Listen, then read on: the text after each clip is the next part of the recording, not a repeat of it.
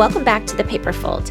I'm your host, Sarah, the paper nerd, and I'm so glad to be back nerding out with you on my favorite topic, stationery.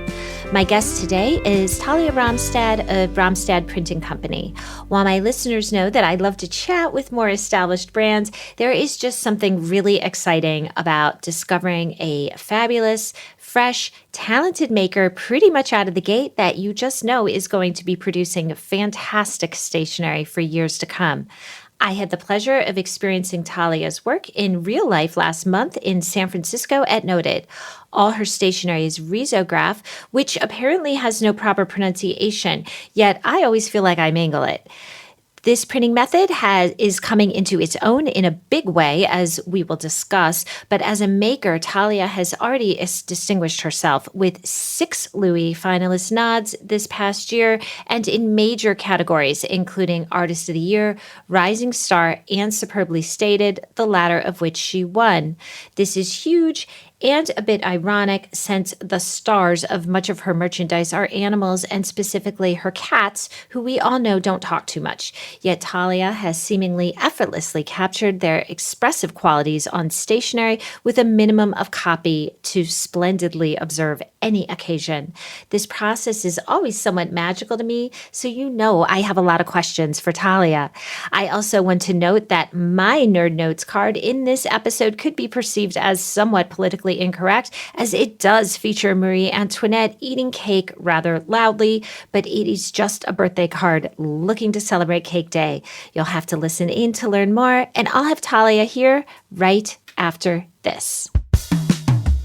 Hey nerds, by now most of you are doubtless familiar with that fantastic and fantastical LA-based brand, Girl with Knife, as well as its creative powerhouse founder, Alicia Castaldi. This brand's rise has been as dramatic and sharp as, well, the edge of a knife.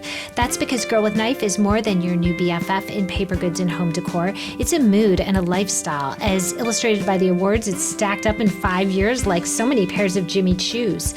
Alicia won the highly competitive and coveted Artist of the Year Louie Award in 2022, and since then she has been busy living up to that moniker both within the stationery and gift communities and beyond.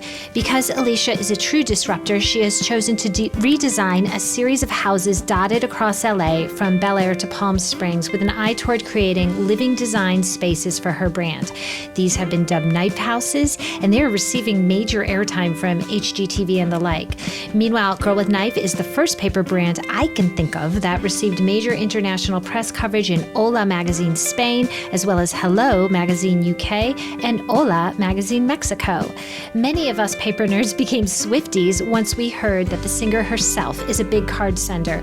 Well, another celeb, who I cannot name, sent Taylor a Girl with Knife card atop a floral arrangement before her historic Eras concert in LA. I can only imagine that the divine blush and black design reading, I Just Friggin' Adore You, gave Ms. Swift inspiration to completely slay the stage. Behind all that fanfare, however, there is authentic emotion and edge behind each design, be it greeting card, candle, art print, or desk must-have. Alicia has been a guest on this podcast and shared how autobiographical notes run through every last piece. There is so much more than meets the eye. You will love exploring and discovering every last design. So, if you're a paper nerd out in the wild looking to express your best self as you uplift those you adore, head on over to girlwithknife.com and immerse yourself. Meanwhile, if you are in the trade, shop this brand sensation exclusively on Fair 24/7.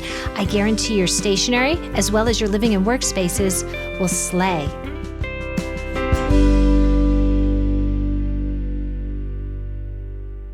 Talia, welcome to the Paper Fold. Hi, thanks for having me. Thank you so much for dropping in. So let's talk risograph or risograph. I hear it pronounced both ways. Yeah. Can you describe this printing method for those that aren't acquainted for it, and maybe just start off with the pronunciation? Yeah, so it's risograph. Risograph. Okay. Although everyone says it differently. I don't know that there's really a right way, but I think that's technically the right way. It's a kind of printing that was invented in the 80s. Mm-hmm. Mostly used in like schools, offices, churches. Like you might print like the Sunday bulletin with it. because it's really great for high volume, but also it's just a really easy setup. So it's kind of like if a screen printing and a photocopier had a baby. So it's behind me right there. Wow. It looks like a piece of office equipment. But what's really cool is that it actually has these ink drums inside. So I have a 2-drum model, so I can print with 2 colors at a time. Okay. And wow. Yeah, every color that you print with needs its own ink drum, which are like quite large. And every print studio that is doing risograph has their own colors that they print with their own little palette. Okay. Wow. As you can imagine, with big drums like this, you have to find somewhere to store them. So that does limit you a little bit as far as how many colors you can bring on. But the way it works is inside the machine, when you have your image that you want to print, there's a thermal head that burns thousands of tiny holes in a rice paper stencil.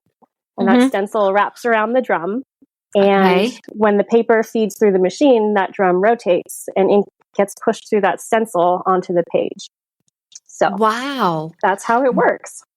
Wow, that's incredible. And so when I look at your range, and I pulled up your website, and I'm going to find the photos I took in your booth at Noted shortly. So there's only a certain amount of colors in your range then, and your palette all sort of blends together then. Yeah. I've really liked the boundaries that gives you. So I print with 10 ink colors, and I feel like I've got a really nice curated palette where I've got kind of like one of every color that I might want. Right. And they all kind of work together really well. There's about, I don't know, like 80 some Riso ink colors that you could choose from. So it's always really interesting to see what colors a shop ends up choosing and how that informs what their work ends up looking like. Oh yeah, that's very interesting. Because like I happened to be looking at the photos I took at Noted, and like you were, Bromstad Printing was right by Next Chapter, and you both use the same method, but it's with very, very different effect. She's much more neon and poppy, and and you're almost more, I mean, your colors are obviously very saturated and vivid. To me, it feels more like, and I always say this, but it's one of my favorite things, like a vintage children's book. Like it has that sort of feel. Hey nerds, we cannot go any further without shouting out a longtime fabulous supporter of the Paperfold, Kitty Meow Boutique, as well as its dynamo founder, Catherine Hildner. I talk a lot about building community on this podcast, but Kat truly walks the walk in more ways than one. Kat started Kitty Meow Boutique with an eye towards making women feel confident, empowered, and courageous. Her offerings are the stationery and gift equivalent of your cool best friend telling you how sensational you truly are. So, of course, this range hit a nerve in the best possible way, and these days can be shopped in 1,500 stores in 13 countries.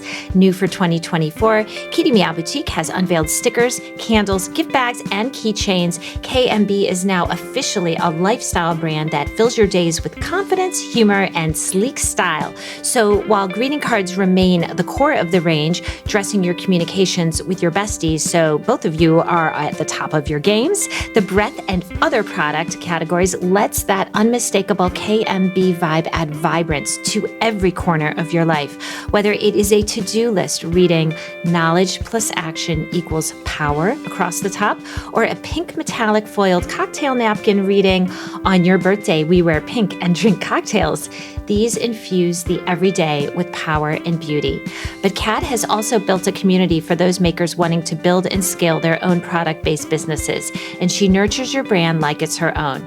There is no need to reinvent the wheel, and Kat truly wants to help those building their own brands with her own hard-won experience. So, whether you're wanting to create cards from your designs, get a personalized audit of your fair brand shop, join a KMB group coaching container, or dive super deep with a one-on-one mentorship, Kat can help you manifest your every last stationery and gift dream.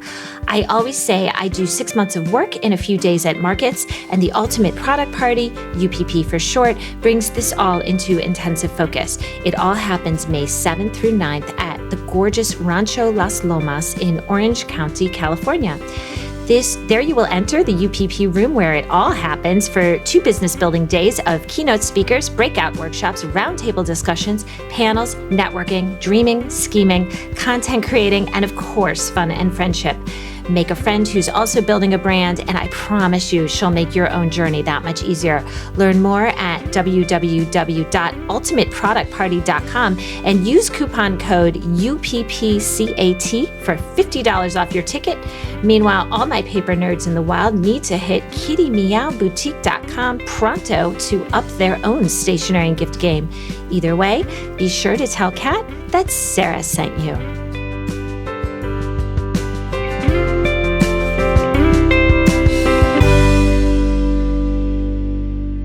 What made you select this method over risograph, which I hopefully just pronounced right, over the letterpress, which I feel like is traditionally used for boutique cards and was like the last sort of big sort of studio trend? And so I have a background in printmaking and book arts. That's what I studied in school. And I actually got a job right out of school as a letterpress printer. Oh, wow. Yeah. So I have been there and I've done that. I quickly fell into the graphic design world and started doing that for a career. But I would still like rent time at the print studio in Atlanta and do letterpress printing. And I love it. I love an obsolete print technology. And I love how physical a letterpress print is. But something about risograph is just so fun. And it also feels a little more accessible because they still make risograph printers and there are still parts for them. And like, if something goes wrong, I can call the tech and the tech can come help fix the thing. So it's a little more accessible, but it's just easier. Like I've spent so many late nights in the studio after, a letterpress print job. It's not done. You have to clean up. You have to clean all of the rollers on the machine. You have to clean. It's just like a whole process. And even getting ready to do letterpress printing is a whole process. If you're doing polymer plates, you're sending out for those. And like, God forbid, there's a typo on there. With risograph, I have my computer here hooked up to my machine with a USB cable. If there's a typo, I'll just send a new file and make a new print. Like it's just so quick. And then when the print job is done, the machine will automatically take that stencil off of the drum, push it into like a disposal box that I empty once every couple of weeks. Like there's no cleanup. Like it's just so easy to iterate and experiment. So like if I send an image there and I print it and it doesn't look quite how I expected it to, or if like the colors, I'm like, these aren't working. I can go back and I can fix it and I can try something different. So I really like that it's just such like a kind of like a freeing process that it's just kind of fun. Yeah. I mean, it's a moderner, for lack of a better term, printing method. I mean, when you think of letterpresses, I mean, I don't know who has the oldest letterpress of all the letterpressers around, but some of those machines are like circa 1800, 1850, and I mean, I've known so many makers who will say to me, I have a letterpress like taken apart on the floor of my studio. Like this is older technology, and technology has, printing technology has evolved since then. So, while it's wonderful to use these vintage printing methods with amazing effect, modern technology has its benefits.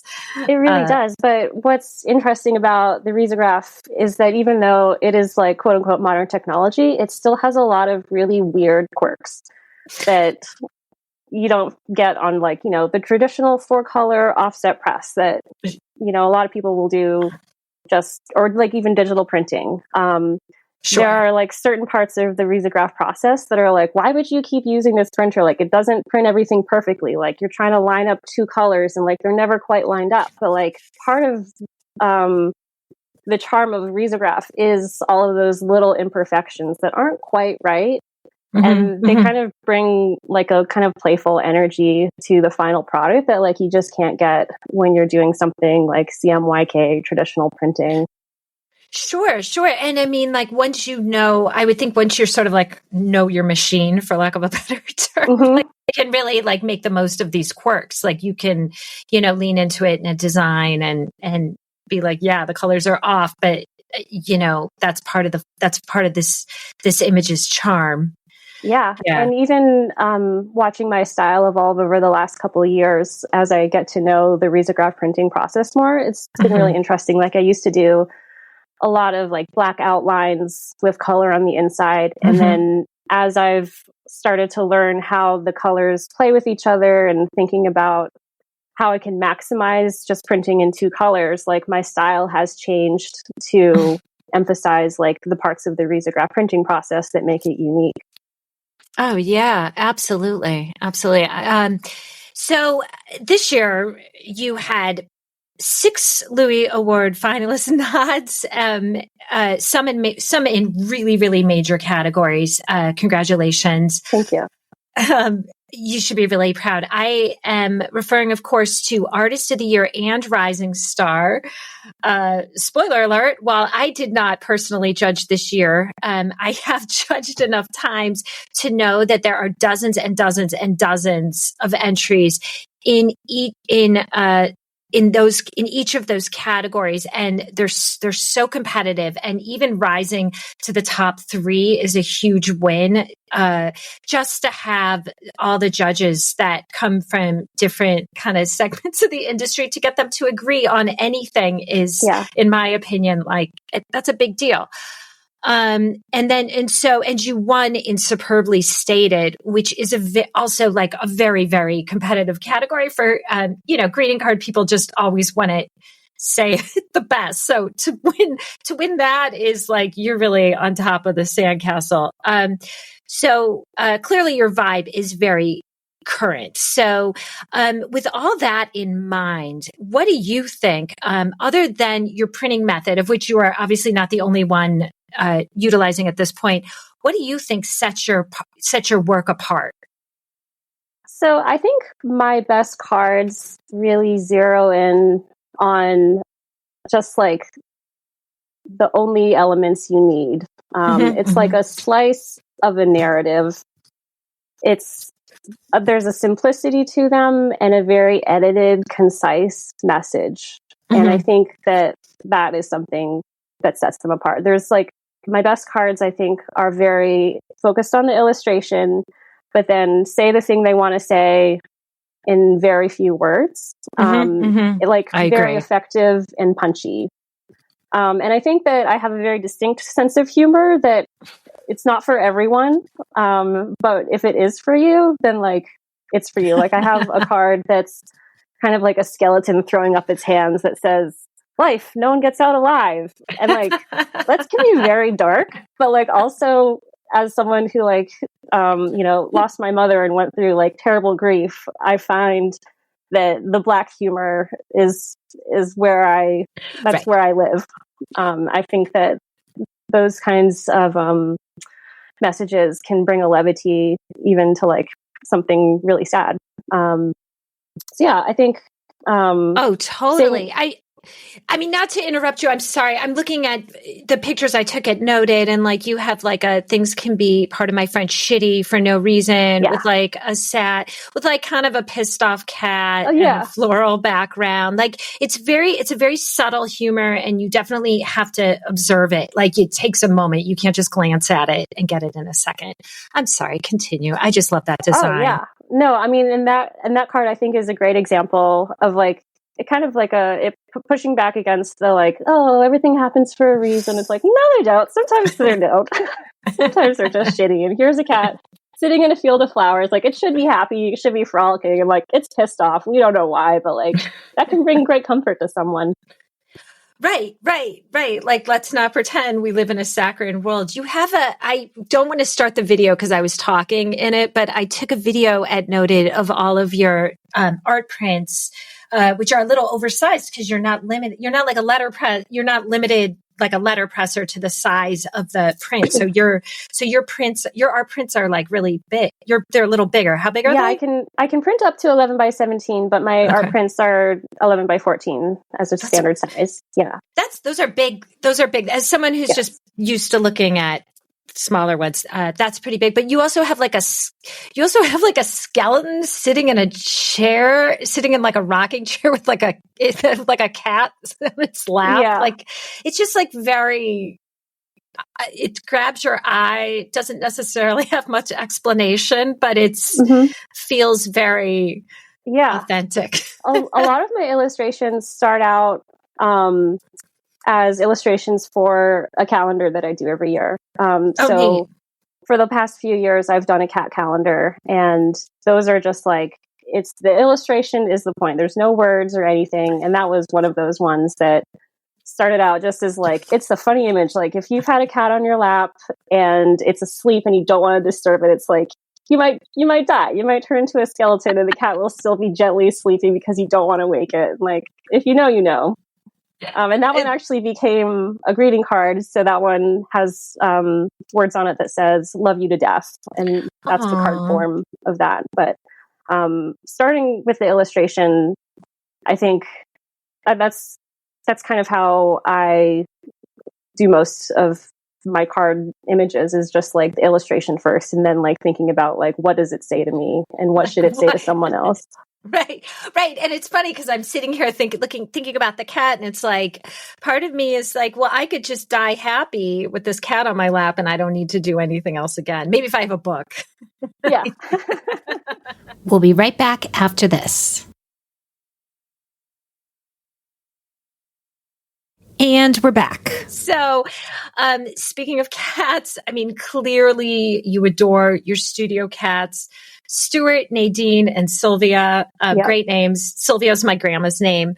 And they populate your work. I mean, they obviously inspire and populate your work with their expressions and vignettes, really spurring the sending of amazing correspondence.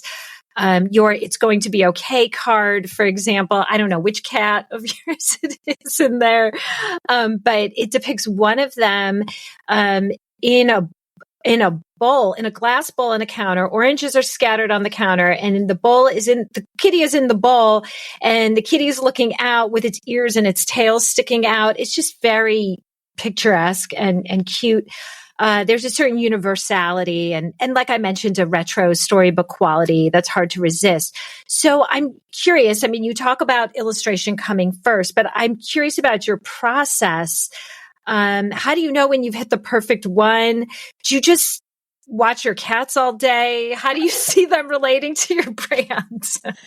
I mean, cats are just expressive little weirdos, and how special is it that we get to like live in the same house as them? These little wild animals. Sometimes I just catch myself marveling that we just share a house together. They're just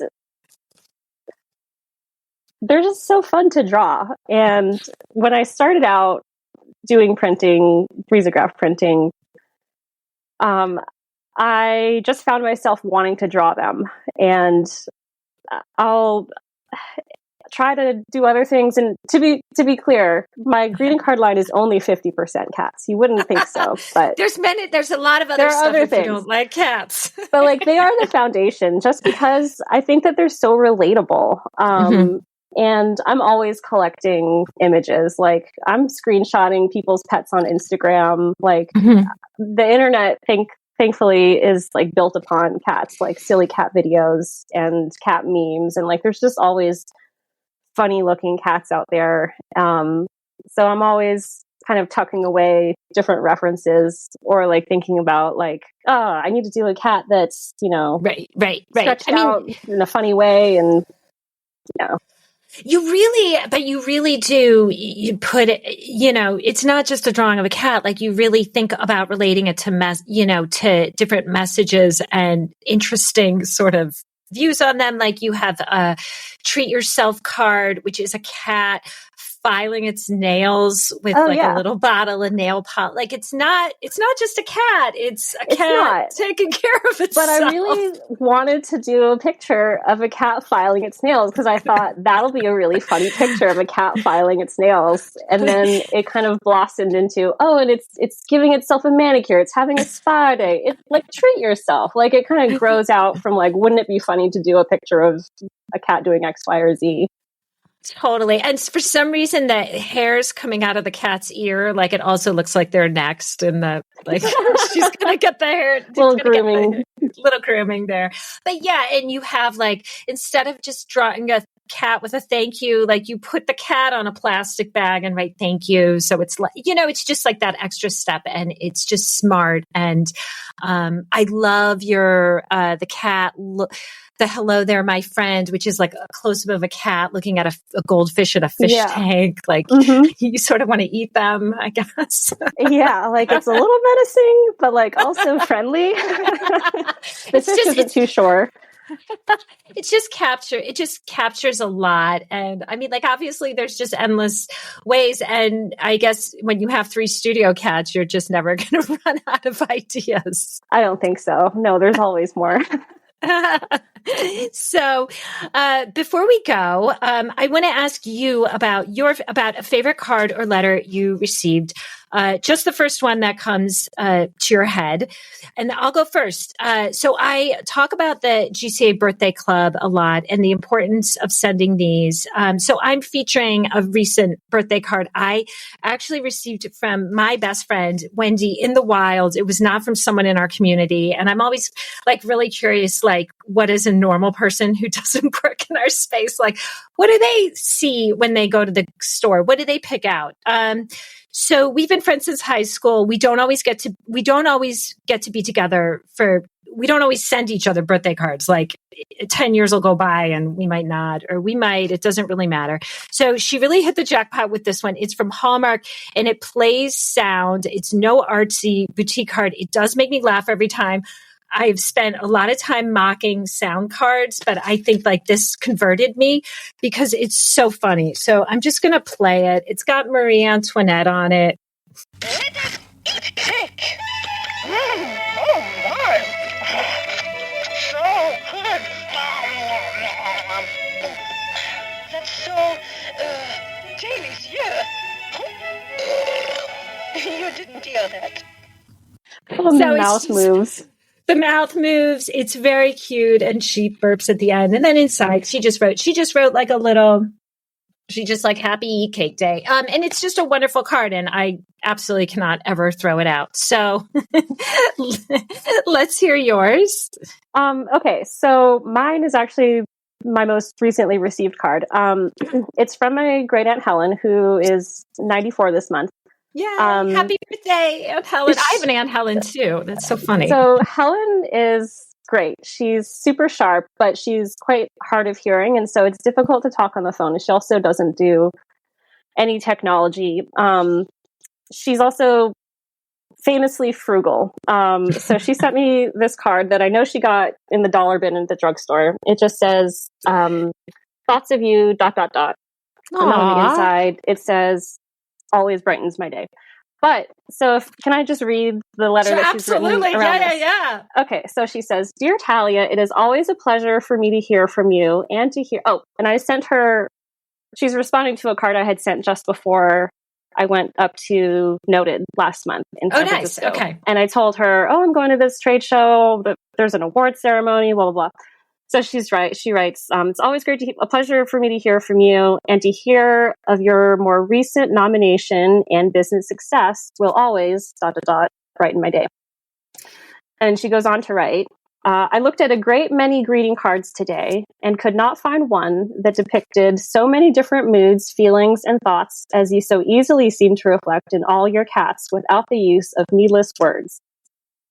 If you will refer to your 2023 calendar, you will see this exemplified in spades. The only mood I could not find depicted in your calendar was the one where your cats can no longer tolerate man's stupidity and decide to extend his or her claws and show the whole world who is actually the boss. Love, Helen."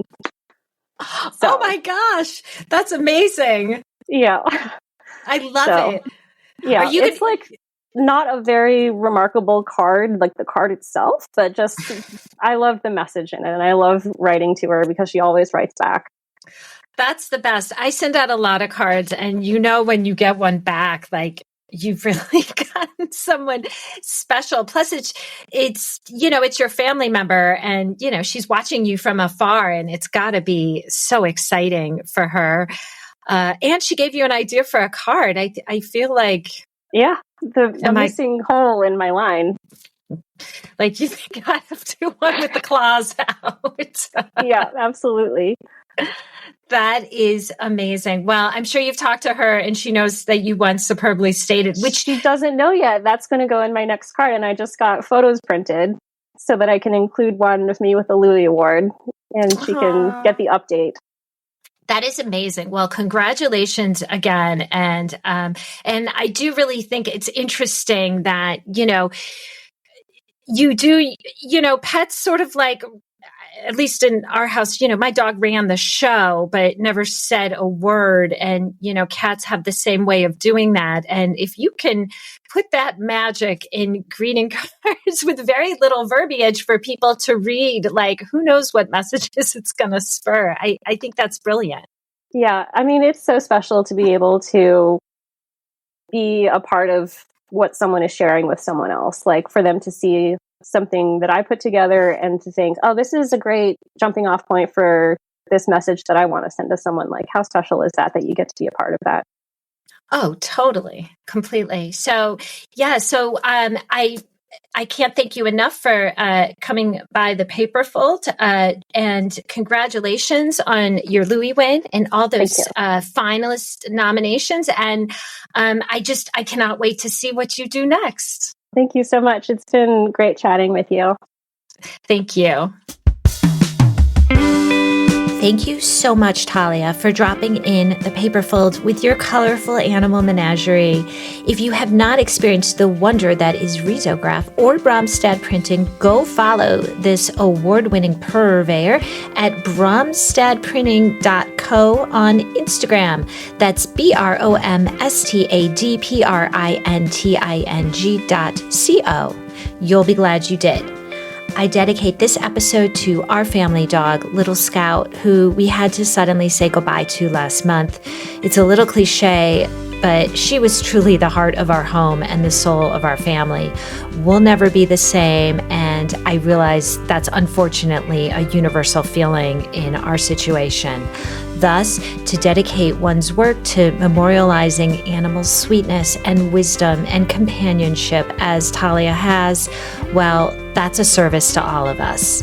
Finally, thank you for listening. Of course, feel free to give me a 5-star rating and review if you are so inclined. The Paper Fold is proud to be a member of the Evergreen Podcast Network. To learn more about this dynamic community, please visit evergreenpodcast.com. Thank you so much, nerds. Please stay safe out there.